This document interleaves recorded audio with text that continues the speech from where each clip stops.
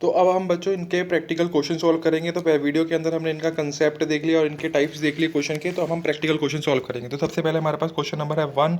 इसके अंदर है ABCR partner sharing profit in the ratio 6:5:4। Calculate their new profit sharing ratio if A retire. देखो अगर ए retire होता है तो सिंपल ए का शेयर निकाल देंगे। हमारे पास बी और सी का क्या शेयर बचेगा, 5:4। अगर बी रिटायर होता है तो हमारे पास क्या शेयर न्यू रेशो आएगी, 6:4। अगर सी रिटायर होता है तो नॉर्मली उनका शेयर निकाल देंगे और जो न्यू रेशो आएगी वो आएगी 6:5। तो सेकंड क्वेश्चन था हमारे पास XYZ are partner sharing profit and loss in the ratio 2/3, 1/4 एंड 1/12। Calculate their new ratio if X retire. तो देखो सबसे पहले हमने क्या करना है, इनकी रेशो को इक्वल करना है। तो इनके जो बेसिस है उनको क्या करेंगे, इक्वल करेंगे। जैसे 2/3 इंटू 4/4 करेंगे तो नीचे 12, 12, 12 ये तीनों जगह शो होना शुरू हो जाएगा। तो ओल्ड रेशो थी हमारे पास 8:3:1।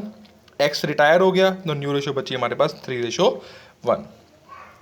तो थर्ड क्वेश्चन था हमारे पास LM over partner in a firm sharing profit in the ratio 3:2:2। M retire हो गया और उसने जो अपना शेयर था वो इक्वली बांट दिया है एल एंड ओ के बीच में। तो calculate the new profit sharing ratio of L and O. तो देखो बच्चे हमारे पास LM और ओ का जो न्यू प्रॉफिट शेयरिंग रेशो था वो था 3:2:2। एम हो गया रिटायर, तो एम रिटायर हुआ 2/7 शेयर के लिए। तो जो एल और जो उसने शेयर था एल और ओ के अंदर कैसे डिवाइड कर दिया, इक्वली डिवाइड कर दिया। तो 2/7 इंटू 1/2, 2/7 इंटू 1/2।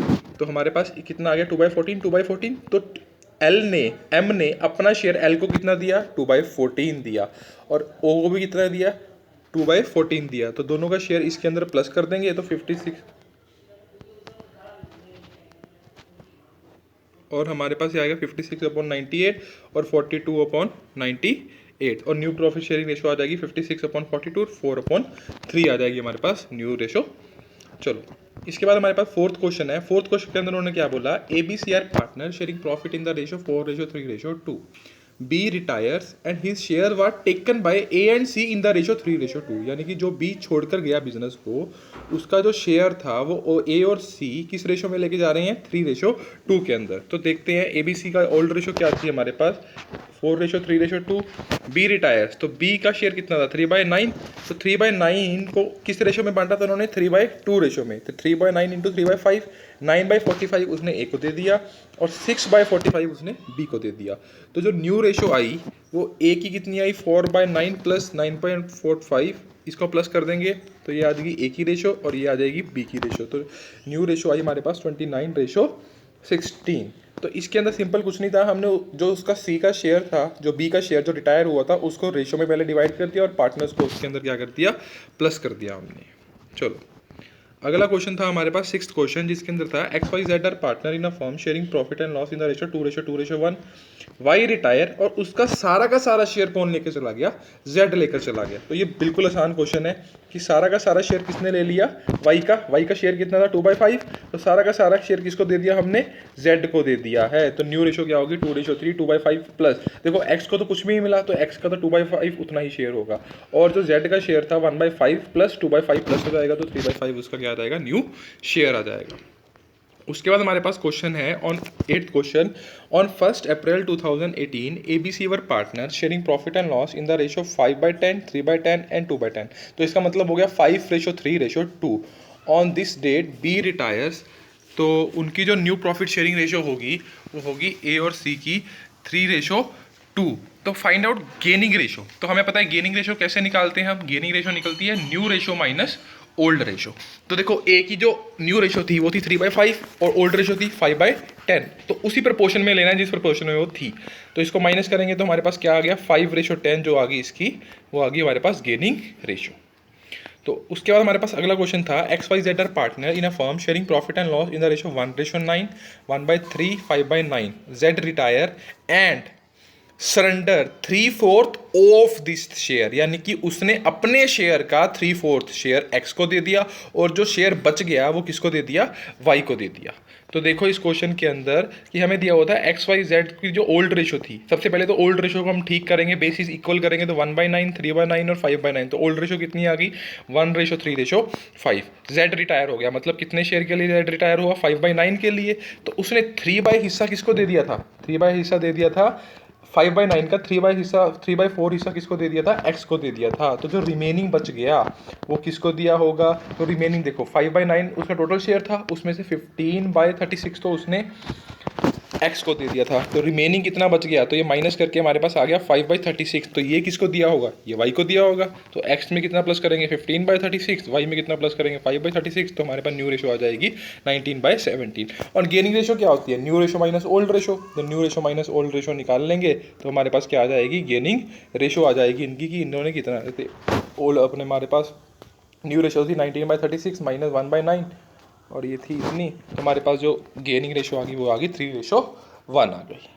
तो नेक्स्ट क्वेश्चन देखते हैं हम, वो है हमारे पास 13th क्वेश्चन।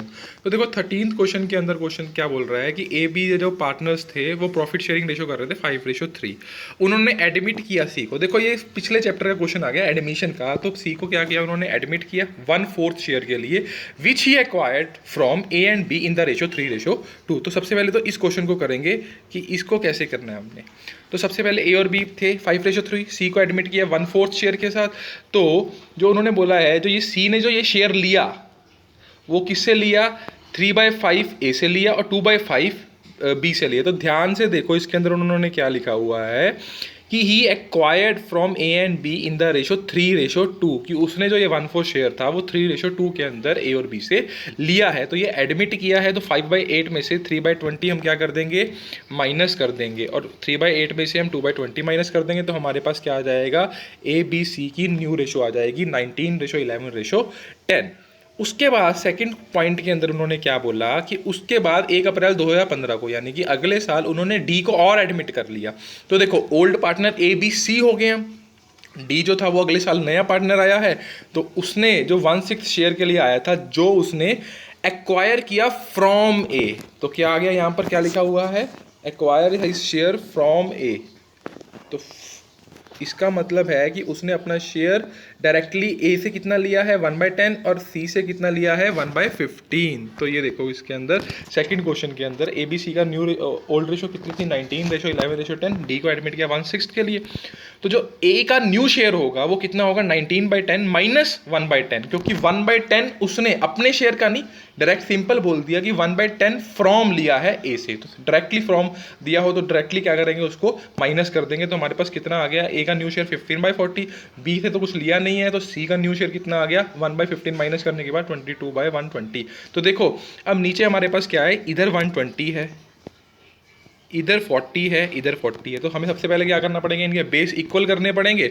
तो इनके बेस अगर हम इक्वल करते हैं तो 45/120, 33/120, 22/120 एंड 20/120 आएगा हमारे पास। तो हमारे पास जो न्यू रेशो आ जाएगी वो आ जाएगी 45:33:22:20।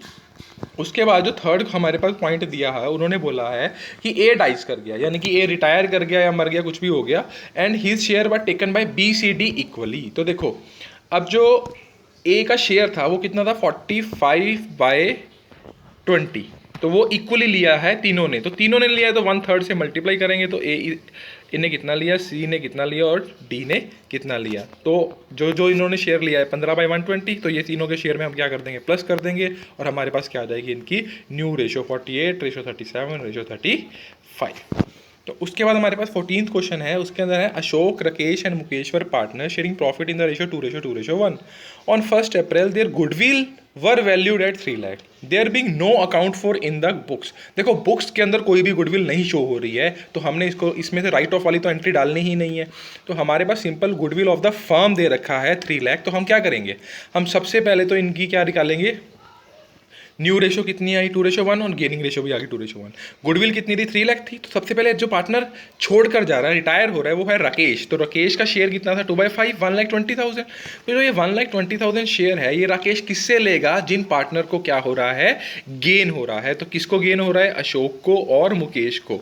ठीक है, गेनिंग रेशो क्या है 2:1। तो एंट्री इसकी क्या होती है, gaining partner to sacrificing partner. तो गेन किसने किया, अशोक और मुकेश ने, और सेक्रीफाइस किसने किया, राकेश ने किया। तो उसके बाद हमारे पास 15th क्वेश्चन था। 15th क्वेश्चन के अंदर क्या बोला उन्होंने कि A B C D are partner, 4 partner थे 2:4:3:1। सी रिटायर हो गया, और जो उसकी गुडविल जो हमने कैलकुलेट करनी है सुपर प्रॉफिट मेथड के साथ, तो देखो सुपर प्रॉफिट मेथड के साथ हमने सबसे पहले गुडविल कैलकुलेट करते हैं। तो हमें पता है super profit is equal to average profit minus normal profit. तो एवरेज प्रॉफिट कैलकुलेट करेंगे तो 40,000 माइनस 10,000 जो कि लॉस था, प्लस 1 लाख प्लस 150,000, तो हमारे पास 70,000 तो आ गया एवरेज प्रॉफिट। नॉर्मल प्रॉफिट था 50,000 56,000। तो हमें पता है सुपर प्रॉफिट क्या होता है, एडिशनल प्रॉफिट जो हमारे एवरेज प्रॉफिट जो नॉर्मली हमसे नॉर्मल प्रॉफिट से ज़्यादा हुआ है, तो 14,000 हमारे पास सुपर प्रॉफिट आया है। गुडविल क्या थी, सुपर प्रॉफिट को हमने 2 ईयर परचेज से मल्टीप्लाई करना था, तो 28,000 हमारे पास आ गई गुडविल ऑफ द फर्म। तो गुडविल ऑफ द फर्म आ गई है हमारे पास। उसके बाद उन्होंने बोला कि हमारे पास गेनिंग रेशो भी आ गई है 2:4:1।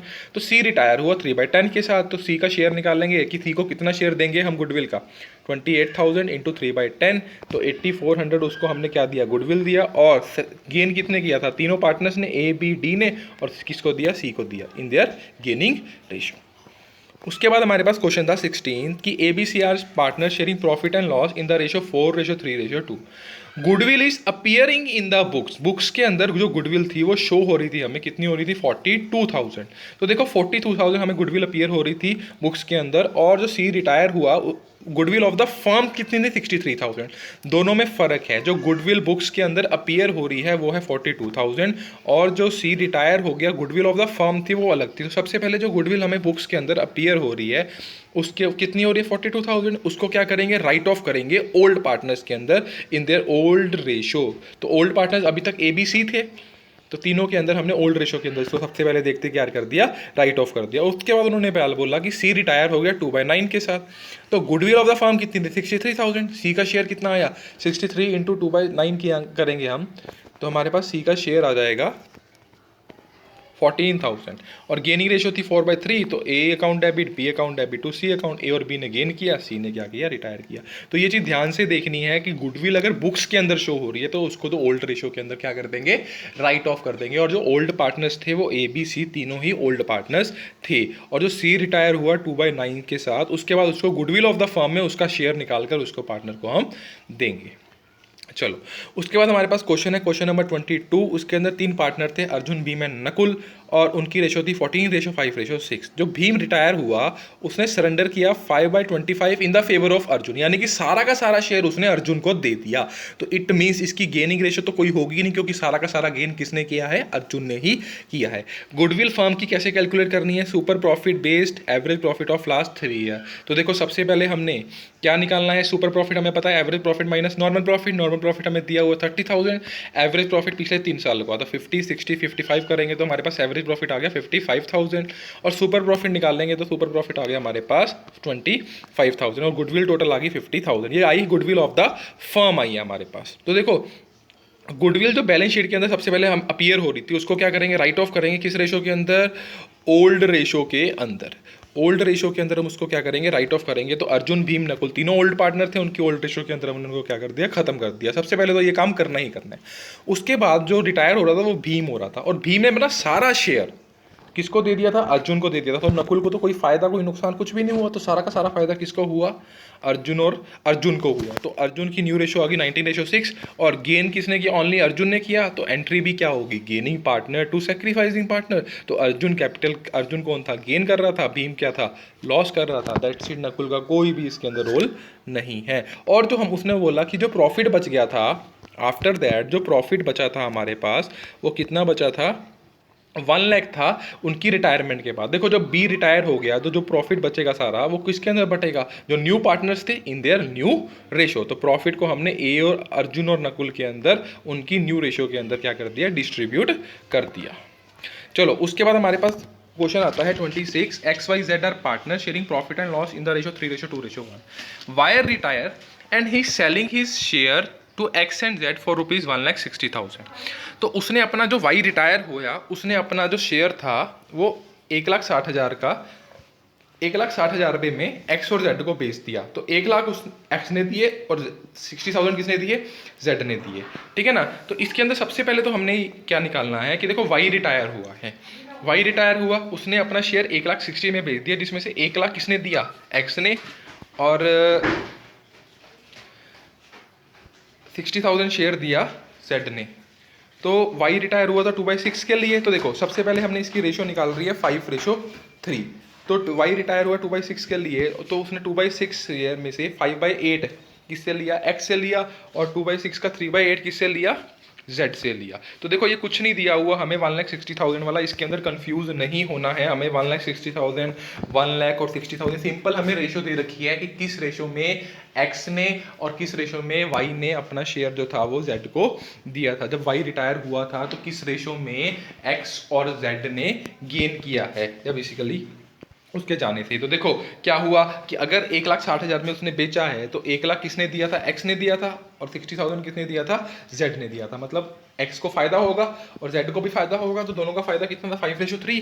तो हम बोलेंगे कि जो वाई का रिटायर हुआ था 2/6 वो 5:3 के अंदर एक्स और जेड को दे दिया था। तो 5/8 निकालेंगे, एक्स का कितना आ गया 10/48 और जेड का कितना आ गया 6/48। तो न्यू रेशो कितनी आ जाएगी, 3/6 के अंदर 10/40 जो उसका ओल्ड शेयर था उसके अंदर प्लस कर देंगे 34/48, 14/48।